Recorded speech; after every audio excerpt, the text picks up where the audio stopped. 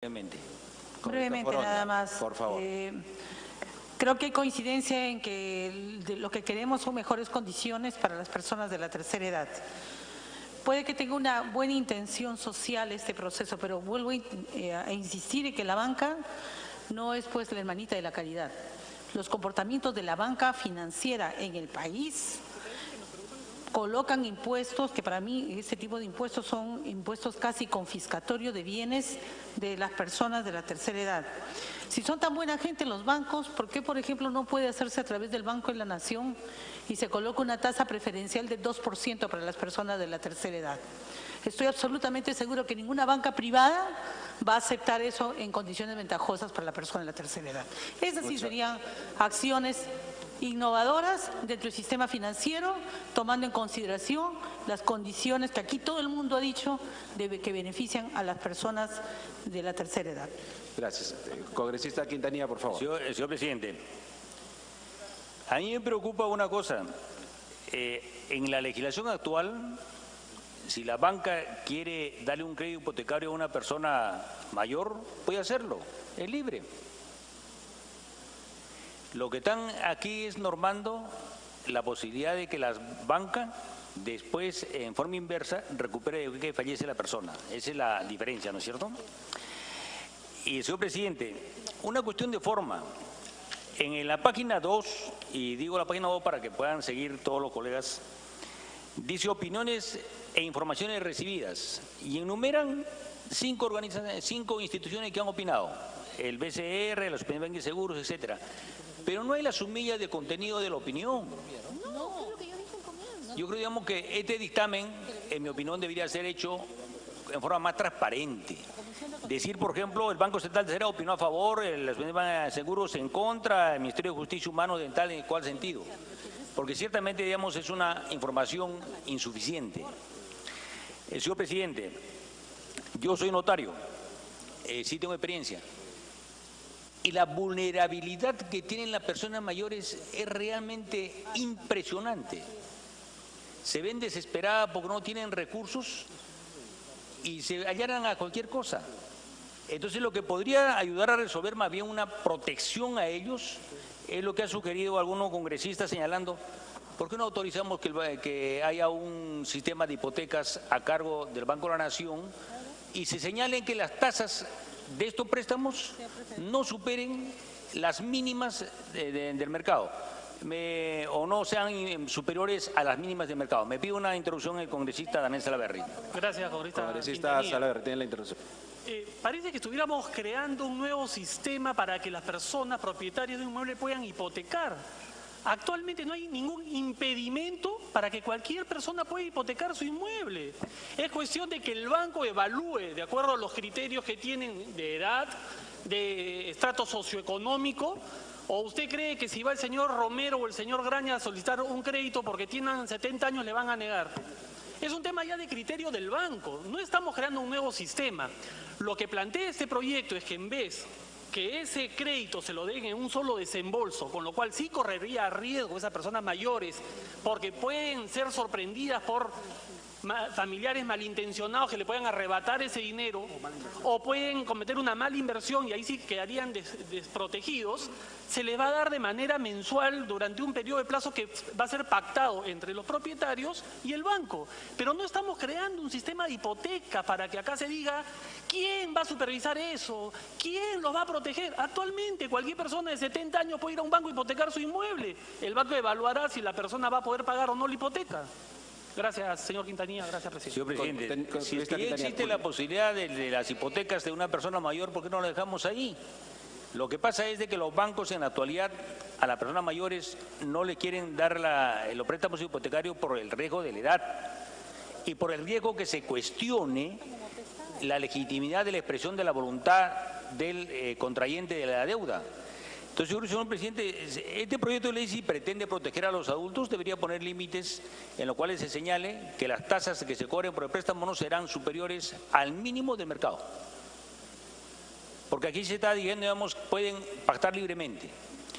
En segundo lugar, debe también protegerse, señor presidente, a los herederos. Entonces, ya se señala aquí en el artículo 11 que ellos tienen la posibilidad. Pero ¿quién discutió las tasas? Ese es un problema, señor presidente. Y yo pediría, señor presidente, que esto entre un cuarto intermedio, conozcamos realmente qué ha opinado el Banco Central de Reserva, la Superintendencia, el Ministerio de Justicia, porque, señor presidente, un dictamen así no es serio. Mencionar qué han opinado y no en qué sentido. Y además se está exonerando a comisiones de importancia, que es la de Vivienda y la Comisión de Economía. Nada más. Gracias. No se exonera, ha sido enviado, entiendo, a la Comisión de Justicia y ellos han dictaminado. El orden de oradores Solo es la justicia nomás, señor congresista. presidente. Falta de...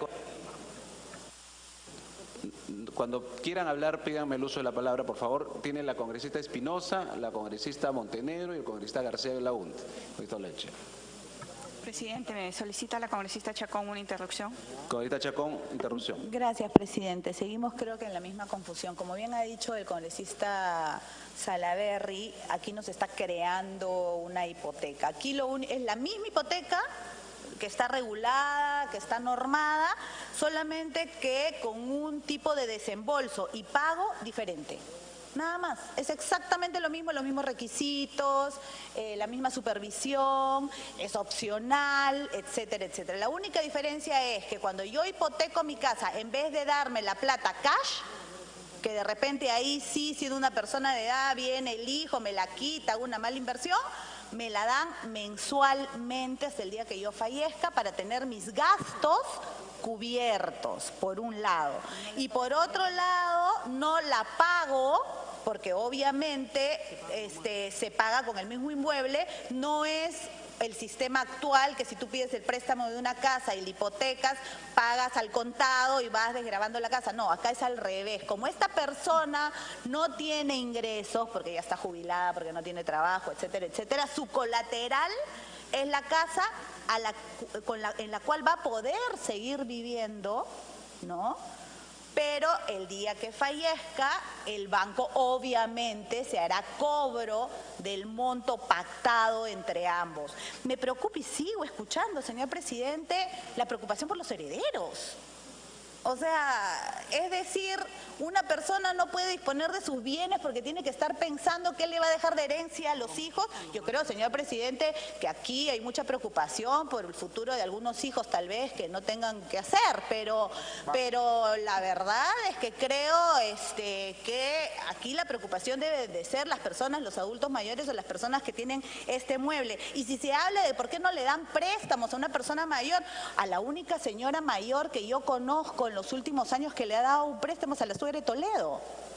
Yo no conozco a ninguna persona adulta mayor en este país a la cual le hayan dado un préstamo, señor presidente. Habrá que preguntarle al señor Toledo cómo ha hecho en el caso de su suegra. Gracias. Gracias, congresista Espinosa.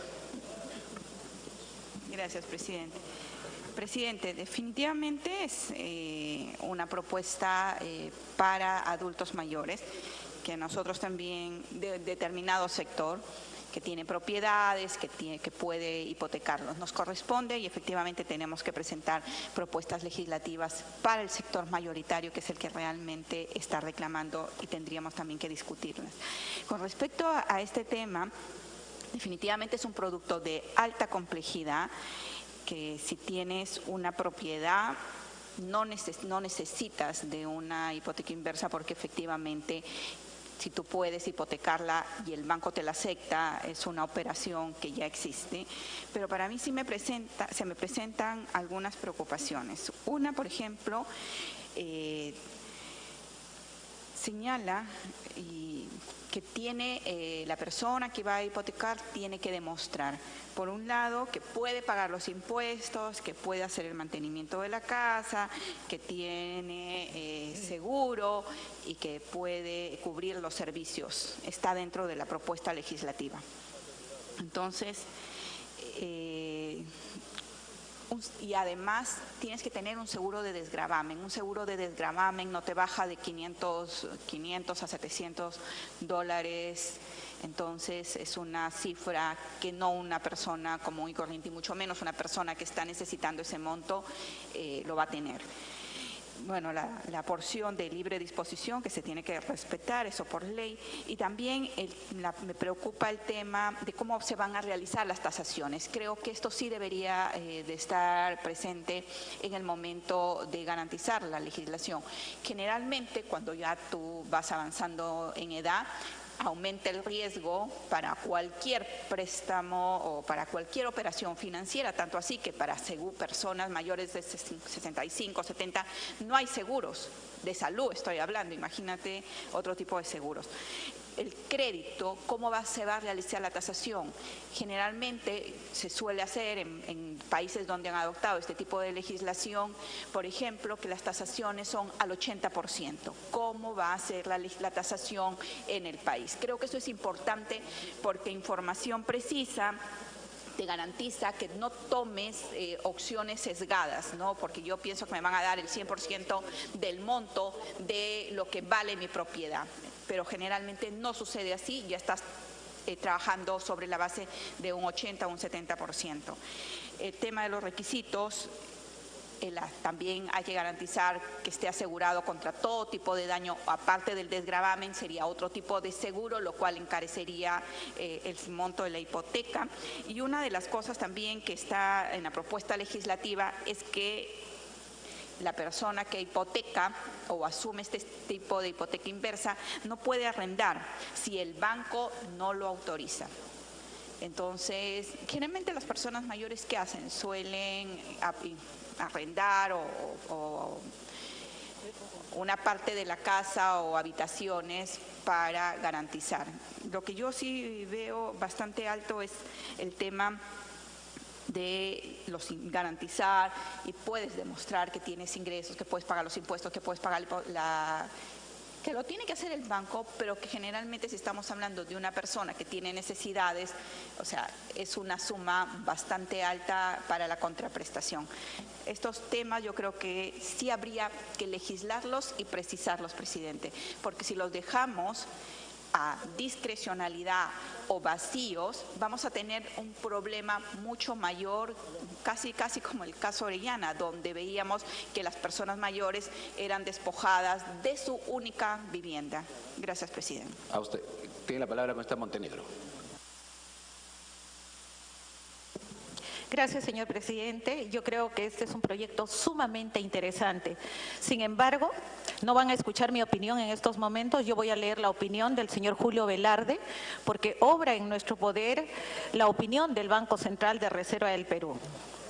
Es sumamente importante tener en cuenta que el marco legal peruano no regula específicamente la figura de la hipoteca inversa, por lo que resulta necesario el desarrollo de un marco legal explícito para este producto financiero. La experiencia internacional muestra que entre los factores claves para el desarrollo de este producto destacan el adecuado asesoramiento durante la operación, el acceso a la información y la demostración al público objetivo que la hipoteca inversa es un producto seguro, accesible y flexible.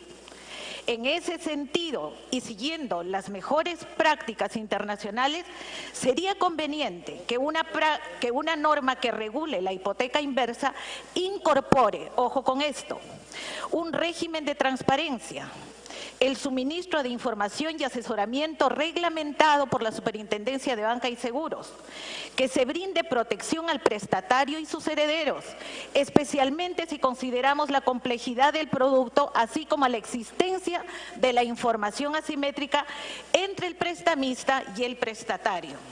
Por otro lado, estamos de acuerdo en que el solicitante de la hipoteca inversa pueda optar para que el desembolso de crédito se realice en una armada o alternativamente en varias y periódicas armadas. Sin embargo, en el caso de que el propietario de una vivienda utilice la hipoteca inversa para recibir un flujo periódico de ingresos adicionales que le permita cubrir sus necesidades en su vejez y hasta su fallecimiento, ojo con esto, es recomendable que el proyecto incluya la posibilidad de contratar un seguro que le permita al titular recibir la renta vitalicia luego que se haya desembolsado integralmente el crédito pactado y en cuyo caso sería necesaria la participación de una empresa de seguros seguros que garantice el pago de una renta al titular del inmueble hasta su fallecimiento, que es lo ideal del proyecto. Con referencia a la ejecución de la garantía, el proyecto de ley permite que en caso que el importe obtenido por la venta del inmueble sea menor que el monto de crédito adeudado, la entidad acreedora pueda exigir el pago del mismo hasta donde alcancen los bienes de la herencia. Otro tema que me parece sumamente importante es, asimismo sería conveniente que el proyecto de ley exija que la tasación del inmueble sea realizada por al menos 2 entes especializados, uno de los cuales podría ser la entidad financiera autorizada y otro a quien va a otorgar la hipoteca inversa. Es conveniente indicar que el proyecto de ley no incluye elementos importantes como las causales del vencimiento anticipado del contrato de hipoteca inversa. Al respecto, se propone considerar que en caso que el inmueble objeto de la hipoteca inversa fuese enajenado antes de que el reembolso de crédito sea exigible, la entidad acreedora podrá declarar el vencimiento anticipado del contrato. Además, señala en el último párrafo, el proyecto de ley tampoco incluye causales de resolución de la hipoteca inversa. En ese sentido, se propone disponer que en caso que la entidad acreedora no cumpla con los desembolsos comprometidos por 2 periodos sucesivos o 3 en un lapso que comprenda 12 periodos, el titular o los titulares de la hipoteca inversa podrán invocar la resolución automática del contrato. Yo creo que son temas sumamente importantes para tenerlos en cuenta. Gracias, señor. Muchas gracias, congresista Montenegro. Y tiene la palabra el congresista García Belaúnde. Pedí una interrupción al congresista Mantilla de 1 minuto. Congresista Mantilla. 2 interrupciones me han pedido de una sola bancada, presidente. Sí. Vamos a hacer la excepción por tratar de hacer una sola bancada. Generalmente prefiero dar interrupciones a 2 bancadas diferentes, pero en este caso va a ser una excepción, presidente. El señor Mantilla y el señor Reate. Perfecto. Primero, congresista Mantilla. Muchas gracias, congresista. Sí, presidente, lo que ha leído la congresista